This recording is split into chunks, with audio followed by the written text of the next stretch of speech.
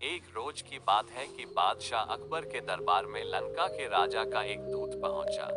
उसने बादशाह अकबर से एक नई तरह की मांग करते हुए कहा, आलम पना, आपके दरबार में एक से बढ़कर एक बुद्धिमान, होशियार तथा बहादुर दरबारी मौजूद है।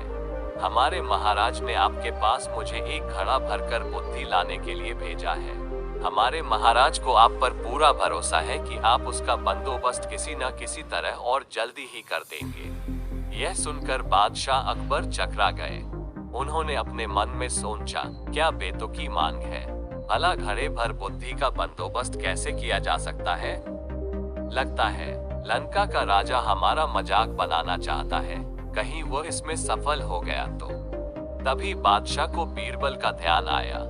वे सोचने लगे कि शायद यह कार्य बीरबल के वश का भी ना हो, मगर उसे बताने में बुराई ही क्या है। बादशाह के बुलवाने का कारण ज्ञात हुआ तो वह मुस्कुराते हुए कहने लगे, आलम पना, चिंता की कोई बात नहीं, बुद्धि की व्यवस्था हो जाएगी, लेकिन इसमें कुछ हफ्ते का वक्त लग सकता है।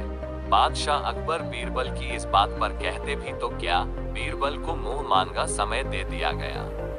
बीरबल ने उसी दिन शाम को अपने एक खास नौकर को आदेश दिया, छोटे मुंह वाले कुछ मिट्टी के घड़ों की व्यवस्था कर। नौकर ने फौरन बीरबल की आज्ञा का पालन किया।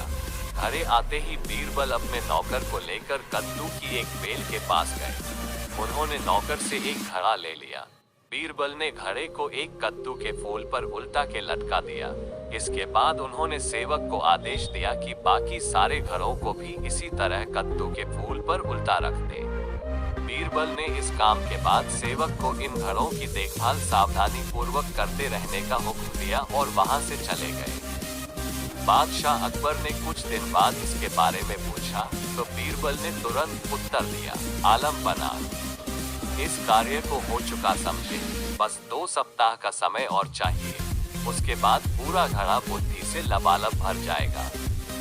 बीरबल ने 15 दिन के बाद घड़ों के स्थान पर जाकर देखा कि कद्दू के फल घड़े जितने बड़े हो गए हैं। उन्होंने नौकर की प्रशंसा करते हुए कहा, तुमने अपनी जिम्मेदारी बड़ी कुशलता पूर्वक निभाई है, इसके लिए हम तुम्हें इनाम देंगे। इसके बाद बीरबल ने लंका के दूत को बादशाह अकबर के दरबार में बुलाया और उसे बताया कि बुद्धि का घड़ा लगभग तैयार है, और बीरबल ने तुरंत ताली बजाई। ताली की आवाज सुनकर बीरबल का सेवक एक बड़ी थाली में घड़ा लिए हुए बड़ी शान से दरबार में हाजिर हुआ।